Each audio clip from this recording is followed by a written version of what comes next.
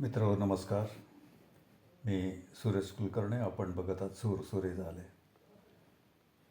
Doctor Ramchandra Maharaj पारनेकरांच्या तत्त्वज्ञानविषयक पूर्णवाद या ग्रंथावरील आपण किंवा या संबंधीचे अनेक व्हिडिओ पाहिलेले आहेत.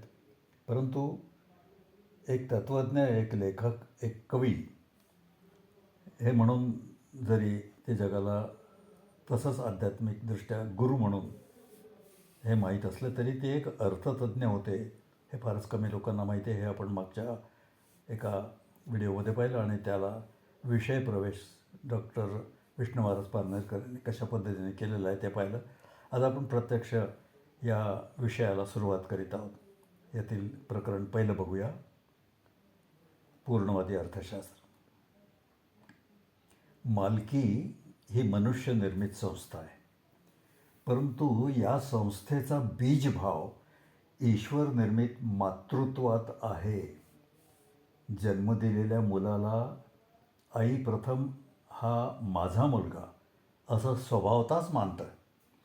त्यामुळेच ते आपले मूल या भावनेनं त्याचं संगोपन आणि संवर्धन करतं. माझं मूल या भावनेतच मालकी या संस्थेचा बीजभाव कसा निहित आहे हे जरा आपण बघूया. आईनं मुलाला जन्म देऊन माझं मूल असं म्हणून त्याचं स्वामित्व पत्करलं हे खरं, पण त्या मुलाचं संवर्धन आणि संगोपन करण्याची ती एकटी असमर्थ आहे असा तिला प्रत्यक्षपणे कटू अनुभव आला. आपल्या मुलाचं संवर्धन संगोपन झालंच पाहिजे हे ममत्व निसर्गताच तिच्या ठिकाणी होतं. या ममत्वामुळे पुत्रसंभव ज्या पुरुषापासून झाला त्या पुरुषाचा स्वभाव स्वैरसंचारी असल्यामुळे त्याच्या या स्वभावास अनुसरून तिनं त्याचं स्वामित्व पत्करलं आणि नंतर केवळ मुलाचंच नव्हे तर पुढे पुढे आपले स्वतःचेही संगोपन त्याच्यावर तिने सोपवलं. यामुळे पुरुषाच्या स्वैरसंचारी स्वभावात आस्ते आस्ते पालट घडून आला आणि ही गोष्ट सर्वमान्य झाल्यावर कालांतरानं पण हळूहळू विवाह संस्थेचे संस्कारित स्वरूप घडून आलं. मातृप्रधान कुटुंब संस्थेत दर्शनी जरी कुटुंबाचं स्वामित्व स्त्रीकडे असलं तरी देखील प्रथम स्त्रीनंच वरीलप्रमाणे पुरुषाचं स्वामित्व पत्करलं. असो, माणसाला आपण होऊन स्त्रीच्या मातृत्व भावनेमुळे स्त्री ही मालकीची म्हणजे हक्काची वस्तू मिळाली आणि नंतर या घटनेतून कष्टसाध्य अशा पशूंच्या स्वामित्वाची लालसा माणसामध्ये निर्माण झाली आणि ही परंपरा अशा पद्धतीने सुरू झाली. जसं एक स्त्रीचं स्वामित्व, दुसरं संततीचं स्वामित्व, तिसरं कष्टसाध्य अशा पशूंचं स्वामित्व, चौथं त्यावरून माणसांचं स्वामित्व, घराचं स्वामित्व, नंतर भूमीचं स्वामित्व आणि नंतर त्यांना मुंगी, वाळवी यासारख्या कीटकांना व हत्तीचे कळप पाहून त्यांना गुरु केलं आणि त्यांच्यापासून टोळ्या करून राहणं, नगर वसवणं असे गुण तो शिकला. टोळीबरोबर टोळीचे नेतृत्व व नगराबरोबर नगराधिपतित्व या मालकी संस्था निर्माण झाल्या आणि त्यातूनच मग पुढे राजे, राज्य, सम्राट, साम्राज्य अशी उदयास आली व मानवाच्या प्रत्येक हालचालीतून मालकी या संस्थेनं आपलं बस्तान बसवलं. माणसाच्या सांस्कृतिक उन्नतीला सहाय्यभूत म्हणून त्या त्या अवस्थेत पत्करलेल्या मालकी संस्था त्यांचं उग्र स्वरूप धारण करून देखील उन्नत काळातही त्या माणसावर आपलं वर्चस्व गाजवीत राहिल्या. माणसानं त्या स्वाभाविक आहेत अशा समजुतीनं त्या टिकवल्या आणि आजही टिकवित आहेत. पण जोपर्यंत अर्थोत्पादनाचं प्रमुख साधन शेती होतं, म्हणजे अर्थशास्त्राच्या दृष्टीनं जोपर्यंत इतर उद्योगधंद्यास जरा स्टेराईल म्हणून म्हणजे अनुत्पादक असं समजलं जात असे, तोपर्यंत मालकी याचं स्थान दृढ होतं.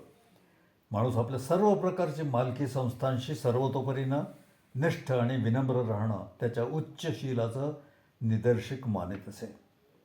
तसं त्यानं आपलं नीतिशास्त्र निर्माण केलं होतं आणि हे सर्व ईश्वर प्रणित आहे अशी त्याची संस्कारित अशी श्रद्धा होती.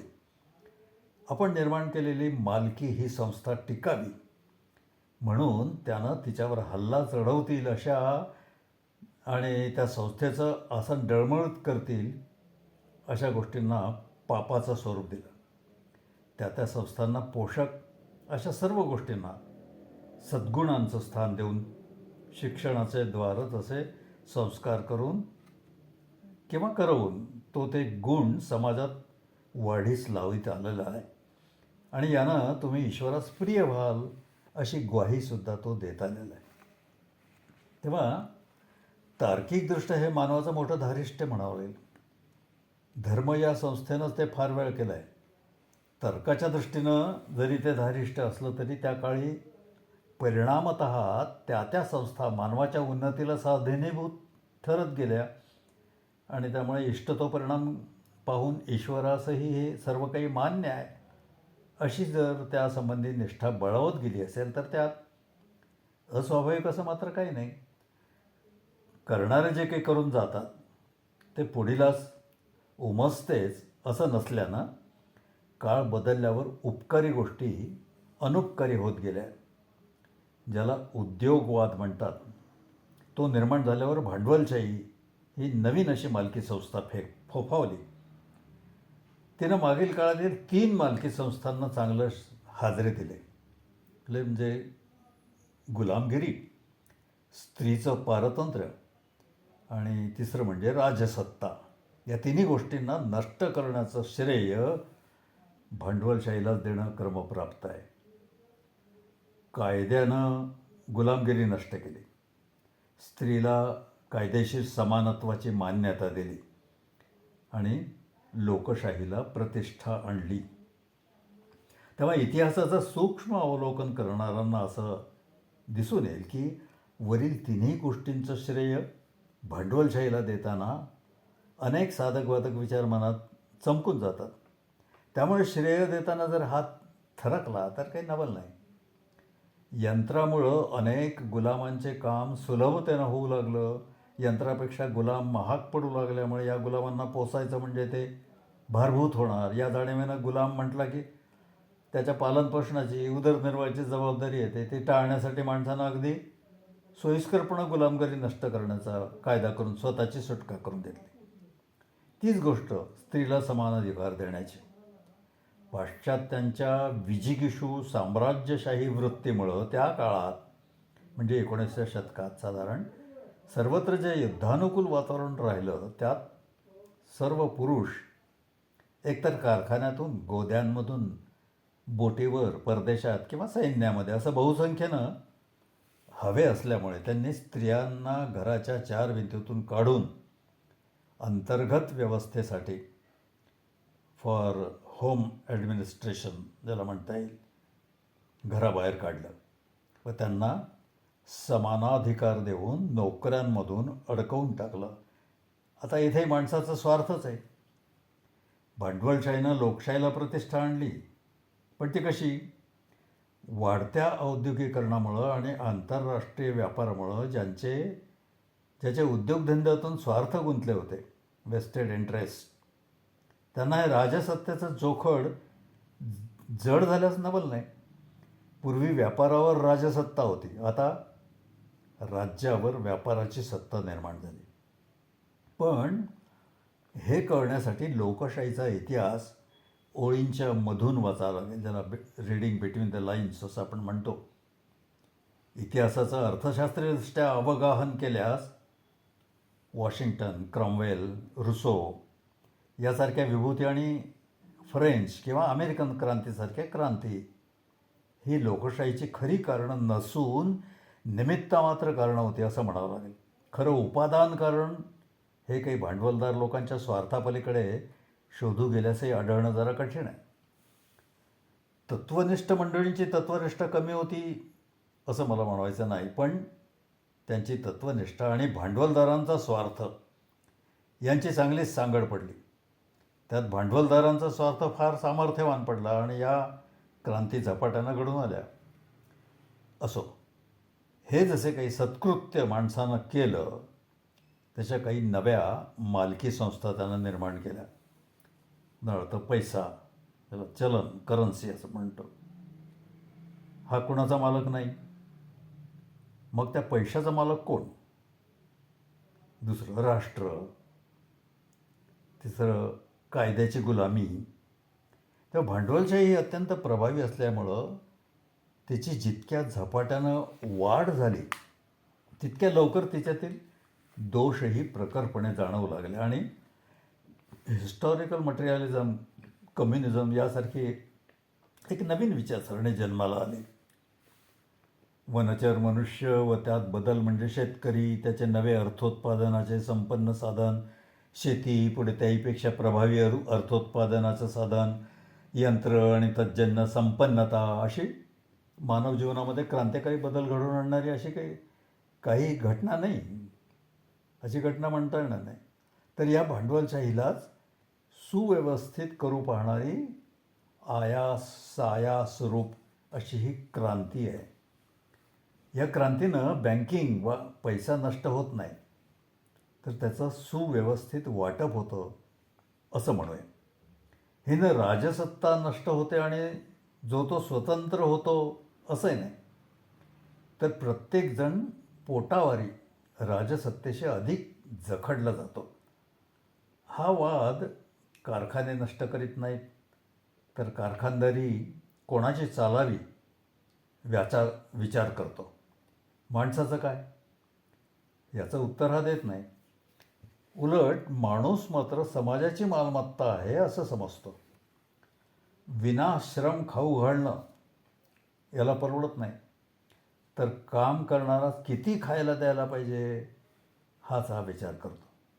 तेव्हा मानवाची वा दुनियेची शकल मानव, वंचराचा हलधर आणि हलधराचा यंत्र कारागीर अशी झाली आणि ती झाल्याने बदलली. तशी ही काही काळ माणसाचे डोळे दिपवणारी घटना नाही आहे. परंतु ही विचारसरणी निश्चितच मानवाच्या प्रगतीपथाची एक पुढची पायरी म्हणता येईल. पण येथे थांबून राहिल्यानं मानवाचं भागणार नाही. आजच्या जागतिक परिस्थितीचा विचार करताना भांडवलशाहीस जेवढा अवसर मिळाला तेवढाही ह्या विचारसरणीला मिळेल की नाही याची शंका आहे. माणसाला वनचराचा हलधर होण्यास जितका उशीर लागला तेवढा हलधराचा कारखानदार होण्यास लागला नाही, आणि कारखानदार होण्यास जेवढा लागला तेवढा कॉम्रेड होण्यास लागला नाही. तेव्हा कॉम्रेडचे जिणे किती असावं? आजच्या जागतिक परिस्थितीमध्ये आमूलाग्र बदल घडवून आणण्याचं सामर्थ्य या विचारसरणीत नाही. काळाचा म्हणजेच परिस्थितीचा विचार करता ही विचारसरणी तोकडी आहे. सर्वव्यापी होऊन राहिलेली अशी एक मालकी संस्था आज कराल स्वरूपानं आपलं आसन स्थिर करून आहे आणि तीवर सर्वांचा अढळ विश्वास आहे. कम्युनिस्टांपासून सर्वजण तिचे पुजारी आहेत आणि ती संस्था म्हणजे श्रम आणि श्रमाचा मोबदला अन्न ही होय. ह्या संस्थेचं मूळ मनुष्याच्या वनचर अवस्थेपासून खोल रुजलेलं आणि ही एकमेव संस्था मानवाची मारक आहे. आजचं सारं अर्थशास्त्र या मालकाचं पाईक आहे आणि या बाबतीत अर्थशास्त्रज्ञांची स्थिती ही शुकनलिका न्यायाप्रमाणे आहे. शुकनलिका न्याय म्हणजे पोपट जेव्हा त्या बसण्याच्या नळीला धरून उलटावतो पिंजऱ्यामध्ये, तेव्हा त्याला वर अनंत आणि अफाट असं आकाश दिसतं, पण त्यामुळे त्याला असं वाटतं की आपण जर पंजा सोडून नळी सोडली तर खूप खोल अतर्क्य असा खोलवर पडू दरीमध्ये. वास्तविक नळीच्या खालची खोली आकाशाच्या अमाप उंचीनं त्याच्या मानानं अजिबात नाही असं म्हणावं लागेल. समजा तो पाय सोडून खाली आला म्हणजे झाडाच्या फांदीला लटकलेला असला, उलटा झाला आणि खाली पडला, तरी आकाशाची जी खोली आहे उंच आहे आणि खाली जमिनीपर्यंतची आहे, तर खाली पडणार नाही, पंख पसरून वर परत त्याला उडता येईल. तद्वत श्रमाचा मोबदला अन्न हा सिद्धांत अर्थशास्त्रातून जर आपण काढून टाकला तर संबंध अर्थशास्त्र आणि अर्थव्यवस्था कुठल्या तरी अतर्क्य खोल गर्तेत जाईल असं अर्थशास्त्रज्ञांना वाटतं. समाजरचनेच्या सदोष मांडणीतून गरीब आणि असहायता जन्माला आली. सहानुकंपा हा माणसाचा स्वभाव गुण आहे. समाजरचनेच्या पापाचं परिमार्जन म्हणून सहानुकंपेच्या अधिष्ठानावर करुणा व भूतदया अशा दोन भडक देवता निर्माण करण्यात आल्या आणि त्या प्रसंगविशेषी मानवाच्या असहाय्य परिस्थितीत जुजबी स्वरूपाचा कृपाप्रसाद करीत आल्या. परंतु यथार्थत्वानं मानवाला चिरशांती, स्वास्थ्य आणि समाधान देण्याचं सामर्थ्य त्याच्यात नाही. गौतम बुद्ध आदी मंडळी करुणा आणि भूतदया यांनी भरलेली अशीच होती. मानव आणि त्याची समाजरचना यांचा मूलगामी अभ्यास त्यांनी केलेला नव्हता असं दिसतं.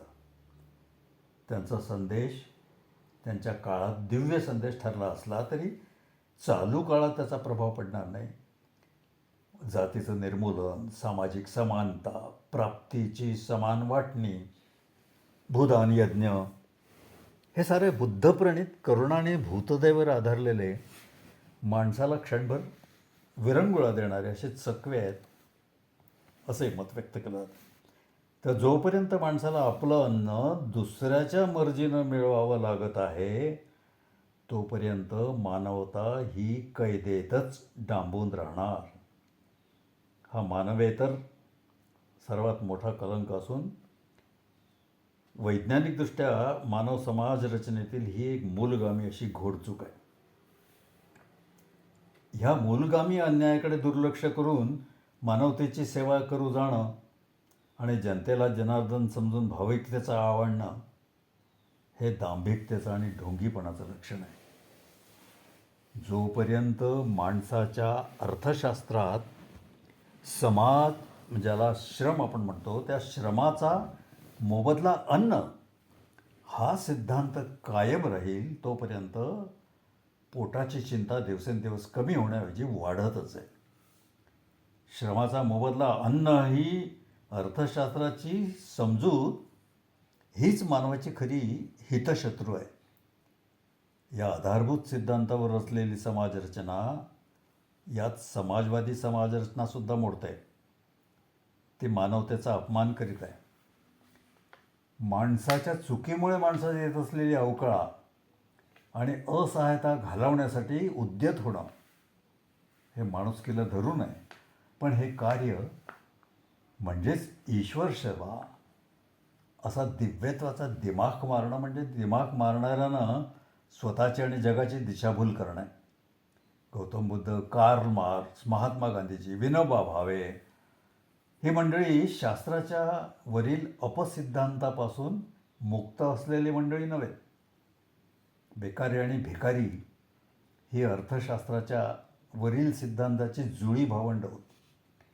ही विषफळं नको असतील तर हा विषवृक्ष मुळापासून उपटायलाच पाहिजे आणि याच्या मुळाशी मानवतेचा, स्वास्थ्याचा आणि चिरशांतीचा अमृतकुंभ सापडेल. गौतम बुद्धाच्या काळापासून पुढे विचार केला असता, कारण गौतम बुद्धाच्या पूर्वीच्या काळाची गणना ही पौराणिक काळ म्हणून केली जात असते, तेव्हा बुद्धांच्या काळापासून विचार केला तर असं आढळून येईल की जे जे विचार आजपर्यंत समाजात पुढे आले त्यांच्या मागे सहानुकंपा हा प्रधान गुण आहे. ही प्रमुख भावना आहे. म्हणजे गौतम बुद्धाची शिकवण भूतदया आणि करुणा या दोन भावनांवरच आधारलेली आहे. मनुष्याचे दुःख पाहून आणि त्याची गरिबी पाहून त्याच्याविषयी दया उत्पन्न होणं व दुसऱ्यानं त्या सहाय्य करण्यास प्रवृत्त होणं हा मनुष्य स्वभाव आहे. परंतु ही गरिबी आणि असहाय्यता कशामुळं निर्माण झाली याविषयी कोणी विचार केलेला नाही. रोगाचं मूळ न शोधता वरवर उपाय करण्यासारखं त्यांचे उपाय त्या वेळेपुरते जरी बरोबर ठरले तरी त्यामुळे मूळ रोगाचं निवारण कधीच होऊ शकलेलं नाही आणि समाजाची सदोष आर्थिक मांडणी हेच त्या सर्वांच्या मुळाशी असलेलं एकमेव असं कारण आहे. सहानुकंपा हा माणसाचा स्वभाव गुणधर्म आहे. तसंच भूतदया आणि करुणा ही या सहानुकंपेतून निर्माण झाली आहे. सहानुकंपा हा माणसाचा स्वभावधर्म नसता तर त्यात दुसऱ्याविषयी करुणा अनुकंपा ही निर्माण झालीच नसते. मानवानं सदोष समाजरचना निर्माण करण्याचं जे पाप केलं होतं त्या पापाचं परिमार्जन करण्याकरता त्यानं सहानुकंपेच्या अधिष्ठानावर करुणा आणि भूतदया या दोन भडक देवता निर्माण केल्या. गौतम बुद्धापासून तो आजपर्यंत लोक हे करुणा व भूतदया यांनी भारलेले असल्यामुळे त्यांनी समाजाचं दुःख निवारण करण्याचा निरनिराळे उपाय योजले. परंतु ते सर्व मूळ प्रश्नाचा विचार करून योजलेले उपाय नसल्यामुळे, अर्थात वरवर विचार करून योजलेले उपाय असल्यामुळे समाजास तात्कालिक क्षणिक सुखदायक वाटले तरी ते समाजाचे दुःख कायमचं बरं करणार नाहीत आणि म्हणूनच यथार्थत्वानं मानवास चिरशांती व स्वास्थ्य मिळवून देणारे नाहीत. ज्यांना मानवाचे कष्ट, असहायता आणि गरिबी कळली त्या महानुभावांच्या उपाययोजनांचा आपण जरा समजा कोष्टक मांडण्याचा विचार केला तर दोन प्रकारे हे कोष्टक मांडता येईल. म्हणजे उपाययोजनान्वित विचार, समजा पहिला जातीचं निर्मूलन हा विचार, त्याचे प्रणेते भगवान बुद्ध आणि बौद्ध धर्म. सामाजिक समानता हा विचार, त्याचे प्रणेते ख्रिस्ती धर्म किंवा इस्लाम धर्म. प्राप्तीची समान वाटणे हा विचार कार्ल मार्क्स, कम्युनिझम हे त्याचे प्रणेते. भूदान यज्ञ वगैरे हा जो विचार आला तो विनोबाजींच्या भावेंचा तो आला. तर भगवान बुद्धांच्या मागला काळ पाहायचा झाला त्याचे चित्रण महाभारतात आपणास सापडतात.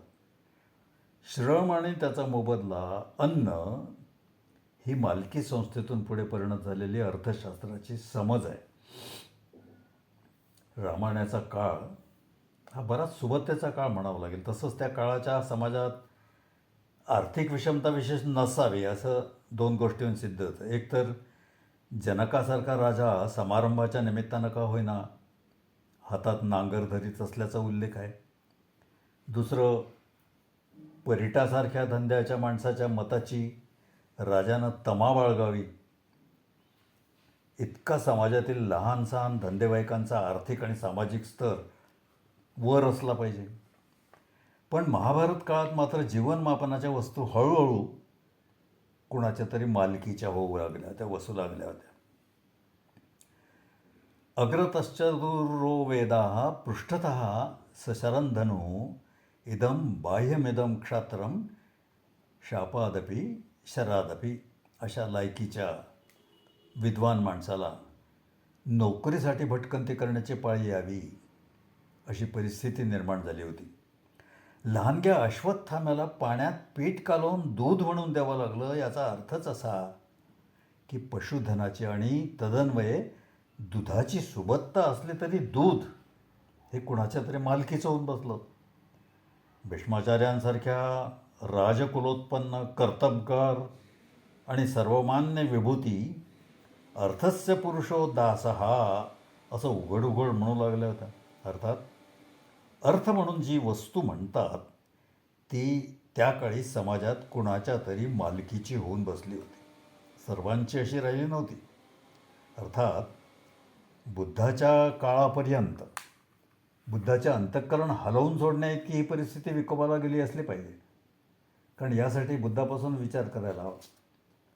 जोपर्यंत माणसाला आपलं अन्न दुसऱ्याच्या मर्जीनं मिळवावं लागत आहे तोपर्यंत मागे सांगितल्याप्रमाणे कितीही प्रयत्न झाले तरी मानवजात सुखी होऊ शकणार नाही. समजा तुम्ही एक उत्तम कलावंत चित्रकार आहात आणि तुम्ही एक सुंदर चित्र काढून बाजारामध्ये विकायला नेलं, पण जोपर्यंत चित्र विकत घेणारा कोणी येणार नाही तोपर्यंत तुमच्या उपजीविकेचा प्रश्न सुटत नाही.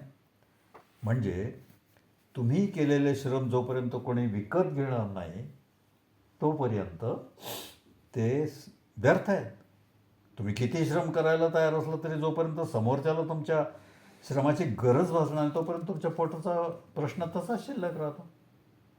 याचाच अर्थ जोपर्यंत तुम्हाला दुसऱ्याच्या मर्जीनं आपलं अन्न मिळवावं लागतं तोपर्यंत हा प्रश्न सुटत नाही आणि सुटणारही नाही. ज्या अर्थशास्त्रवेत्यांनी श्रमाचं मोल ठरवलं त्यांनीच समाजरचनेतही मोठी चूक करून ठेवली आणि हीच ती गुरुकिल्ली आहे. श्रमाचं मोल ठरवणारं तुम्ही कोण असा प्रश्न उत्पन्न होतो.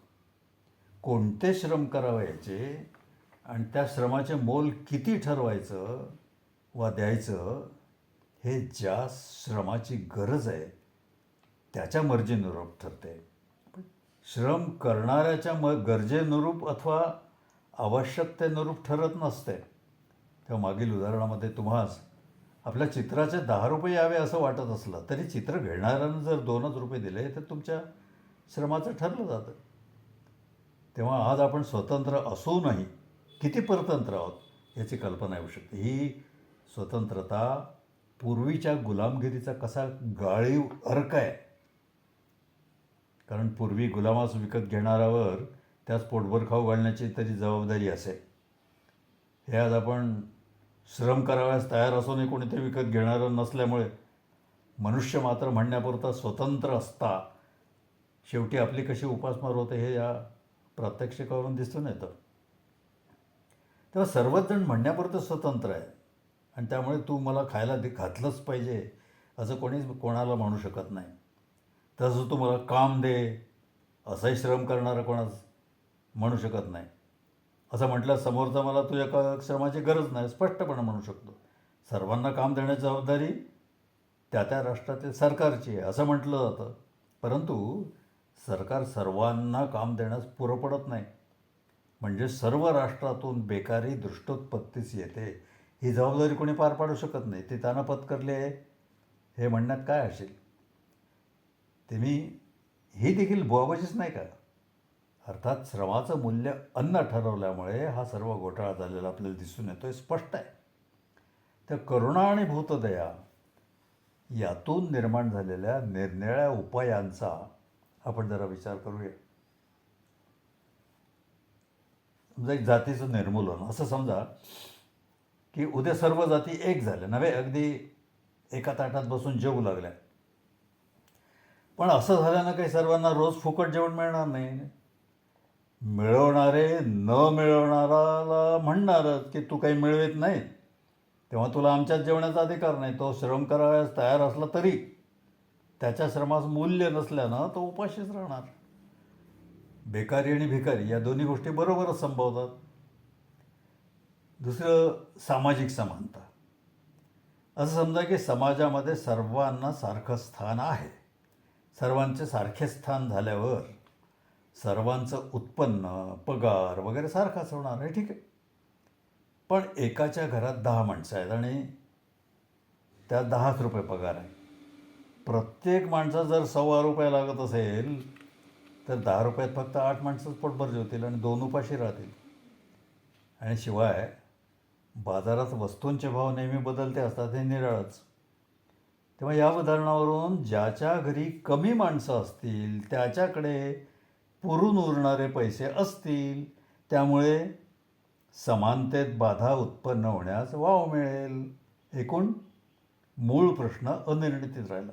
असं समजा की एका कारखान्यात इंजिनियरपासून मजुरापर्यंत सर्वांनी सारखाच पगार घ्यायचं ठरवलं. Equal distribution of wedges. त्याप्रमाणे त्यांनी उत्पादनास सुरुवातसुद्धा केली प्रोडक्शनला. आणि कालांतराने या मालात बाजारात मागणी राहिली नाही आणि साठा वाढला. अशा परिस्थितीत केवळ पगाराची समान वाटणी करूनही पोटाचा प्रश्न शिल्लक राहतो.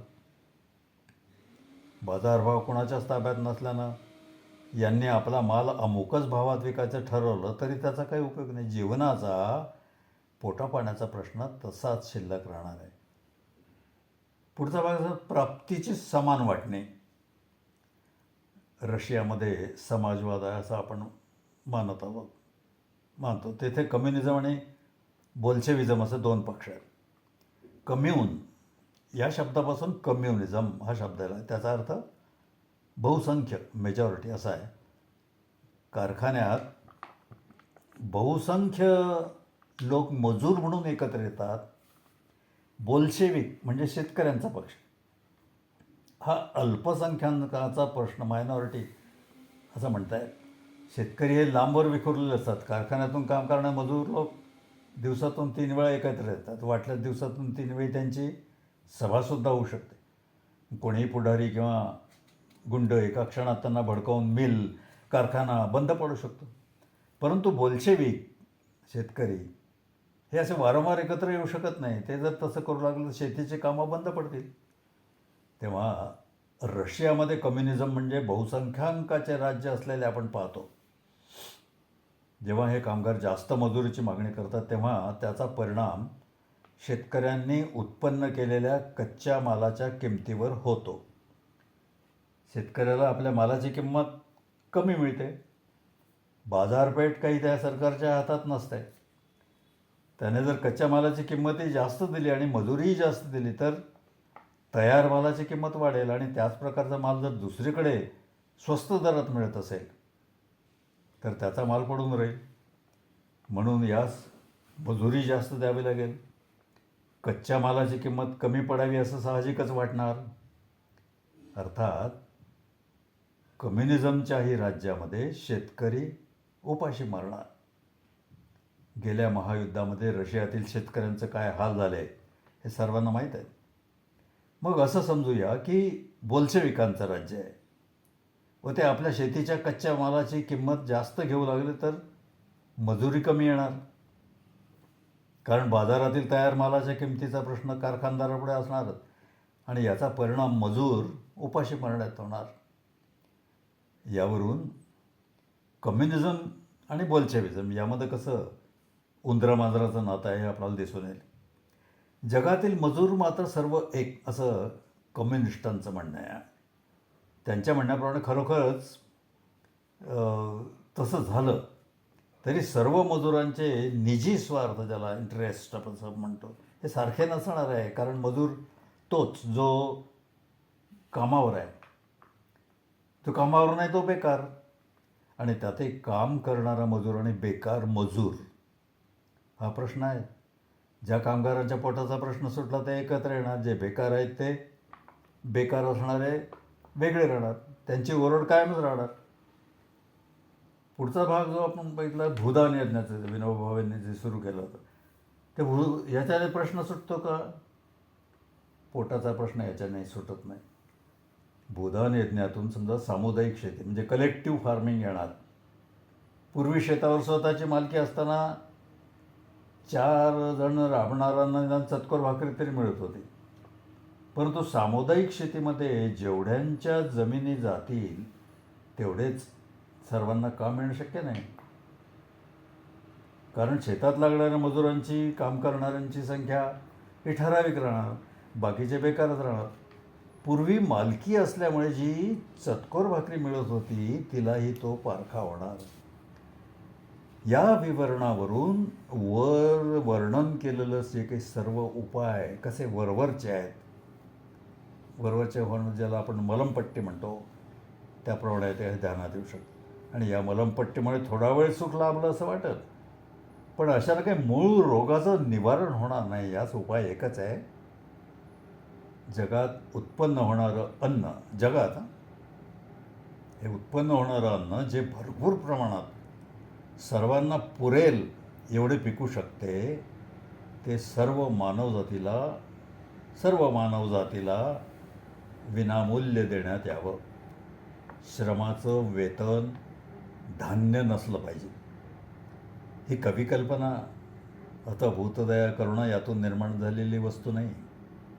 हा अर्थशास्त्रीय सिद्धांत, अर्थात नवा अर्थशास्त्रीय सिद्धांत आहे. मानवाच्या श्रमशक्तीचा, इंडिव्हिज्युअल प्रॉडक्टिव्हिटी हा इतिहास थोडक्यात असा की आधी माणूस हातानं काम करीत असे, त्यानंतर त्यानं हत्यारं बनवली, नंतर त्याच्या श्रमशक्तीवर भर पडली, त्यानंतर यंत्राच्या शोधामुळे त्याची श्रमशक्ती पुष्कळपटीने वाढली. जुने अर्थशास्त्री, ज्यांना फिजिओक्रॅट्स असं म्हणत असत, ते फक्त शेतीला उत्पादक उद्योग, प्रोडक्टिव्ह इंडस्ट्री ज्याला म्हणतात तसं मानित असत. आणि परंतु ॲडम स्मिथ या इंग्लिश शास्त्राच्या अध्वर्यू प्रणेत्यानं प्रोडक्शन ऑफ युटिलिटी म्हणजे उपयुक्तता उत्पादन या कल्पनेला अर्थत्व आणून दिलं. हे त्यापूर्वी फक्त अन्नाला जुन्या अर्थशास्त्रवेत्यांच्या मते अर्थत्व होतं. त्यामुळे एक गोष्ट घडून आली, प्रोडक्शन ऑफ युटिलिटी म्हणजे लेबर, श्रम कल्पना मूळ धरू लागली. आणि तरी अजून लोक श्रमाला केवळ उत्पादनाचं साधन समजत होते. पण कार्ल मार्क्सनं भांडवल म्हणजे गोठवलेलं श्रम, कंजील्ड लेबर ज्याला म्हणतात, हा सिद्धांत प्रस्थापित करून श्रम म्हणजे अर्थच या मूळ धरू लागलेल्या समजुतीवर कायमचं शिक्कामोर्तब केलं. त्यामुळे करन्सी, चलनासंबंधी तत्कालीन विद्यमान असलेले बहुतेक प्रश्न सुटले व श्रम आणि चलन यात एक निश्चित सापेक्षता आली. बुद्धीचा मानवाला शोध लागल्यापासून आजपर्यंत बुद्धी आणि हात यांच्या साहाय्यानं यंत्रयुगापर्यंत आपली श्रमशक्ती एका विशिष्ट मर्यादेपर्यंत वाढवली. यंत्राची वाढलेली श्रमशक्ती, इंडिव्हिज्युअल प्रोडक्टिव्हिटी, ही बुद्धी आणि हस्तव्यवसायाच्या काटकसरीतून निर्माण झालेली असल्यानं हाताची श्रमशक्ती, हात आणि हत्यारं यांची श्रमशक्ती व हात आणि यंत्र यांची श्रमशक्ती यांची सरासरी, ही सरासरी घेण्याचं कारण हे तिन्ही प्रकार आज जगात विद्यमान आहेत. तेव्हा ही जी सरासरी येईल तीच माणसाची कायमची श्रमशक्ती होय आणि हीच कायमची श्रमशक्ती त्याची क्रयशक्ती होय. ज्यावेळी माणूस हातानं काम करीत होता त्यावेळी त्याच्या श्रमशक्तीनुरूप त्याची क्रयशक्ती होती, अर्थात तिला काहीतरी मूल्य होतं. पुढे तो हत्याराने काम करू लागल्यावर त्याची श्रमशक्ती वाढली आणि त्याबरोबर क्रयशक्ती वाढली, अर्थात श्रमशक्तीचं मूल्य वाढलं. यंत्रानं वाढलेल्या श्रमशक्तीचं, क्रयशक्तीचं मूल्य आणखी वाढलं. पण हे कुठपर्यंत? त्याच्या आपल्या निर्धारित मर्यादेपर्यंत. जेव्हा तो हातानं काम करीत होता तेव्हा त्याच्या श्रमशक्तीच्या बदल्यात त्याला अन्न वस्त्रादी इतके मोजक्या वस्तू, कमोडिटीज ज्याला आपण म्हणतो, त्या मिळत होत्या. आणि जसजशी श्रमशक्ती वाढत गेली तसतसे त्याचं मूल्यही वाढत गेलं. त्याबरोबर वस्तू वाढत गेल्या, श्रमशक्तीनं आपली वाढण्याची मर्यादा गाठली, परंतु वस्तू तिच्या किमतीपेक्षा कितीतरी पटीनं वाढल्या. म्हणजे श्रमशक्ती क्रयशक्तीच्या मूल्यामध्ये जितक्या वस्तू मिळाल्या पाहिजेत त्यापेक्षा जास्त वस्तू आज द्याव्या लागत आहेत. समजा क्ष म्हणजे श्रमशक्ती, आता क्रयशक्ती आपण मानली, तर क्षला वस्तू मिळायला पाहिजे, परंतु आज आपण यापेक्षा कितीतरी जास्त वस्तू द्याव्या लागत आहेत, अर्थात त्या फुकट द्याव्या लागत आहेत. आणि त्या आपण फुकट देत नाही, या केवळ समाधानाकरता आपण क्षची किंमत बुद्ध्या वाढवित असतो. तर राणीचं मान वाढवावं अशी आपली आजची संस्कृती असल्यामुळं वस्तू बाजारात सारख्याच वाढत जाणार, त्यामुळे त्यांच्या वाढण्याला काहीच मर्यादा नाही. पण क्षची खोटी किंमत वाढवण्याला मर्यादा आहेच की. हीच क्षची वाढलेली खोटी किंमत आज सर्व राष्ट्रातून फाजील चलनवाढीच्या रूपानं दिसत आहे. म्हणजे माणसानं जास्त वस्तू, म्हणजे विद्यमान असलेल्याच, जे काही विद्यमान आहेत त्या असलेल्या जास्त वस्तू घ्याव्या यासाठी आपण त्याचा पगार वाढवतो, पण म्हणून काही त्याची वैयक्तिक उत्पादन शक्ती ही वाढत नाही. याप्रमाणे आज सर्व जगाची अर्थव्यवस्था दिवाळखोरीत चालली. ही दिवाळखोरी जर थांबवायची असेल तर श्रमाचा मोबदला जो वस्तू, कमोडिटीज, त्याच्यामधून अन्नासारखी नैसर्गिक गरज आपण वगळावयास हवी, तिथे श्रमाचे वेतन हे स्वरूप नष्ट झालं पाहिजे. अशानं चा फाजील फुगवटा, अर्थात क्षची खोटी किंमत बऱ्याच प्रमाणात वाजवी स्वरूप धारण करेल आणि जगाची आज होतलेली जी काही होत असलेली दिवाळखोरी ती थांबेल. वस्तुतः हा स्वतंत्र प्रबंधाचा विषय, विषयाच्या ओघात तो आम्ही इथे देण्याचं प्रयोजन असं की या अर्थशास्त्राच्या चुकीकडे दुर्लक्ष करून मानवतेची सेवा करू जाणं, माणसाच्या उद्धाराच्या वल्गना करणं म्हणजे केवळ आत्मवंचनच नाही तर ती मानवतेची थट्टा आहे. बिचाऱ्या देवाधर्मावर, संत महंतांवर किंवा भटाभिक्षुकांवर दातोट खाण्यात काय अर्थ आहे? यावर आजवरच्या दूषित संस्कारामुळं अशी एक आपत्ती येते की विनामूल्य अन्न मिळाल्यानं मनुष्य आळशी होईल. पण आज जगात फक्त जेवण म्हणजे सर्व काही अशी परिस्थिती राहिली नाही. मनुष्याच्या दैनंदिन गरजा फार वाढल्या आहेत आणि त्या गरजा भागवण्यासाठी त्याला श्रम हे करावेच लागणार आहे. समोरच्या घरात रेडिओ पाहिला तर याला तो हवा वाटणार, त्यासाठी त्याने श्रम केले तरच तो त्याच मिळेल. पण त्याच पोटभर अन्न मिळालं ना त्याच्या जिवंत राहण्याचा प्रश्न सुटणार आहे. हे आजच्या कॉस्मोपॉलिटनिझमच्या काळामध्ये आज एक राष्ट्र दुसऱ्या राष्ट्राला धान्याची मागणी करते व तसे दान म्हणूनच, पण म्हणायला लांब मुद्दीच्या फेडीच्या बोलीनं दिलं जातं.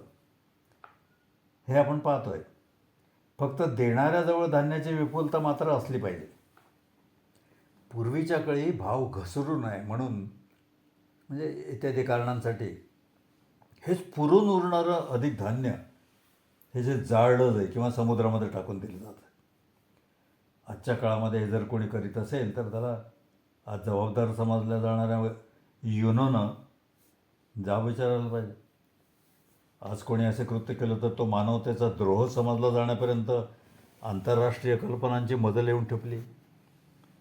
ज्याच्याजवळ कमी आहे तो ज्याच्याजवळ जास्त असेल त्यास नैतिक जाब विचारू शकतो अशी परिस्थिती आज निर्माण झाली आहे. राष्ट्रांनी धान्याची विनामूल्य देवाणघेवाण केल्याची चालू काळात अनेक उदाहरणं आहेत. श्रमाचा मोबदला अन्न या समजुतीतून जर माणसाला जिवंत राहण्याकरता अत्यंत आवश्यक अशा अन्नाची, धान्याची मोकळीक झाली, ते जर प्रत्येकास विनामूल्य यथाभाग असं प्राप्त होऊ शकलं तर माणसाचे आजवरचे सारे वैज्ञानिक प्रयास कारणी लागले आणि माणसाने खरोखर आपली प्रगती करून घेतली असं होईल. ते पहिलं प्रकरण संपते. धन्यवाद.